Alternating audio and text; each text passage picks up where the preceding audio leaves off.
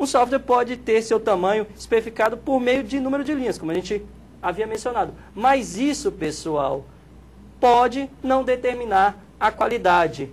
Mas por que pode não determinar a qualidade, pessoal?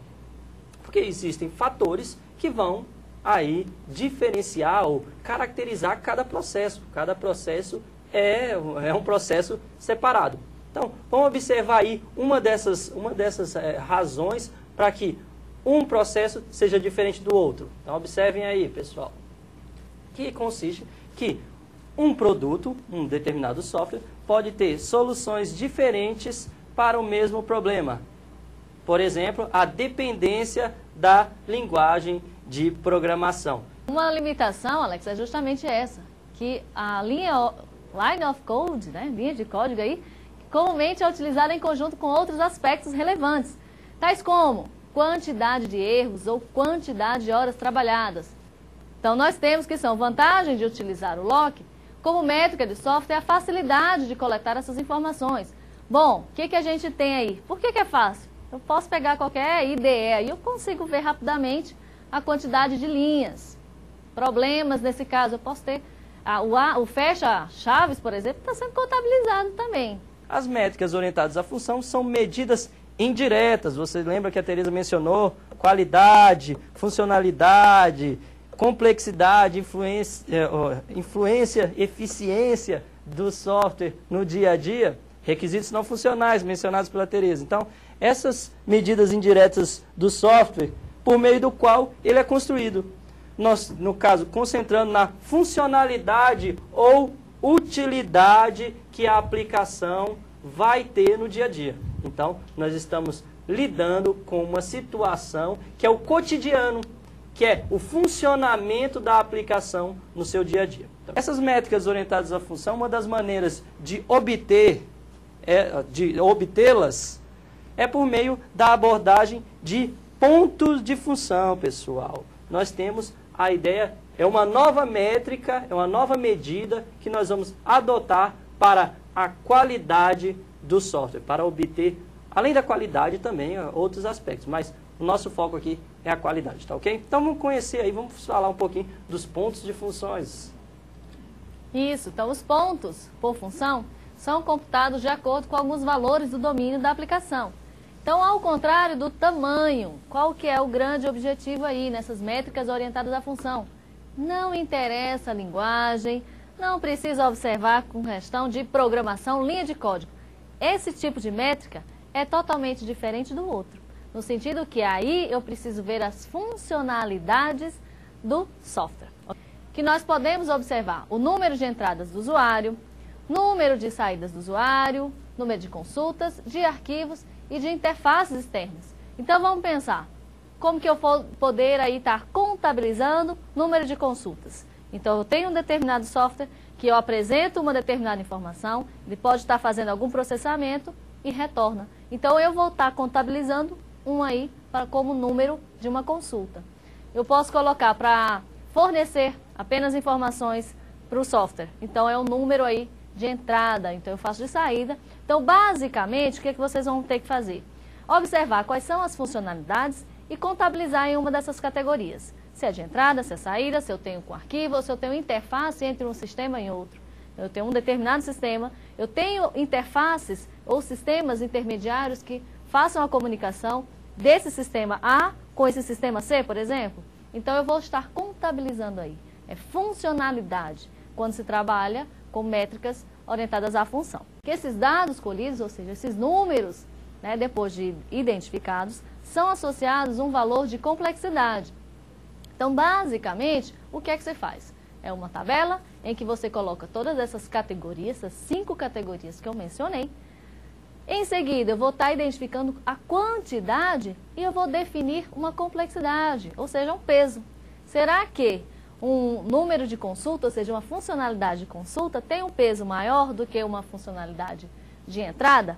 E assim por diante. Geralmente, pessoal, essas métricas induzem a pensar aí que mais significa sempre melhor, não considerando a possibilidade de, por exemplo, a reutilização de código que a gente mencionou, ou ainda o código ou características não funcionais que dão trabalho, obviamente. Qualquer coisa para desenvolver software dá trabalho, certo? Aí, existem também, pessoal, muitos aspectos relativos à qualidade de um software, inclusive o usuário, aí, inclusive aspectos ligados ao usuário.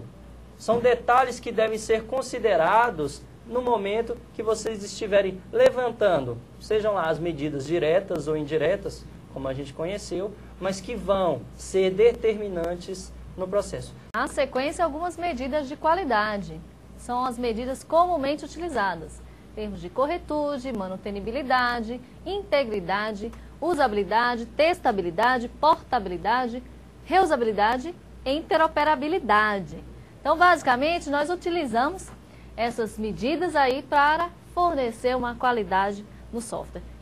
Então, no contexto de qualidade de software, diversas ações devem ser realizadas para que se atinja um bom nível de qualidade. Além desses fatores que eu comentei anteriormente, o que é importante ter aí como qualidade? Comprometimento das pessoas, isso é importante sim, para que você chegue lá no final do seu processo com um produto com qualidade. Que é comum encontrar pequenas e médias empresas de desenvolvimento que não utilizam um padrão, seja ele de processo ou de produto, como eu comentei. Uma das maneiras de se observar se a empresa tem aí, se ela garante a qualidade, é verificar se ela possui certificação de algum padrão. O Fred considerou aí, mencionou alguns padrões, como por exemplo o ISO 9000 e o CMM, que consiste no modelo de maturidade de capacidade, que consiste aí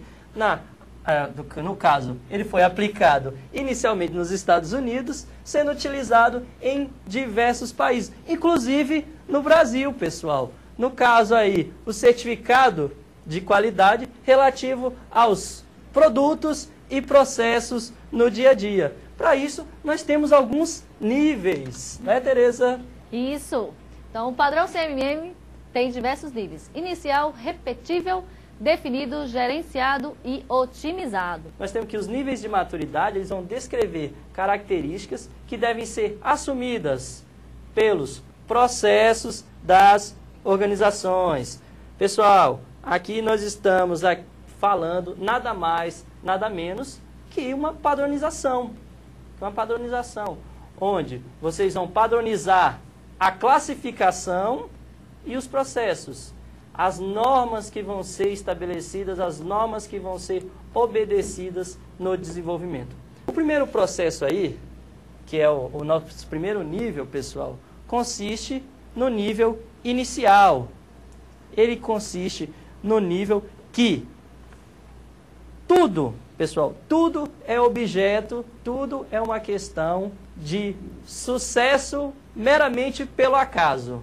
Não existe uma padronização, não existe nada que vá garantir que ele vá, vamos dizer assim, que ele vai garantir a qualidade. Pessoal, aí do segundo nível, o que nós teríamos? É o nível repetido. O processo inicial, após disciplinar todo o processo, aqui ó, nós temos processo disciplinado, nós temos um nível repetitivo, que consiste em processos já com alguma documentação e que vão ser repetidos várias vezes, ou seja, um processo de reutilização. Nós começamos a enxergar a reutilização dentro do nosso processo de desenvolvimento. Vamos para o nosso terceiro nível aí, que é o definido, pessoal. Depois do nosso nível repetitivo, os processos passam a ser padronizados e consistentes. O processo padronizado, onde as pessoas vão saber o que deve ser feito e quando deve ser feito. Vocês notaram que tudo consiste em colocar os pingos nos is, pessoal. Colocar o pingo nos is. O processo de qualidade é padronizar. Ele está diretamente ligado ao aspecto de padronizar. A partir desse terceiro nível, aí definido, até o próprio nome diz, definido pelos seguintes aspectos. A empresa passa a ter direito à certificação CMM.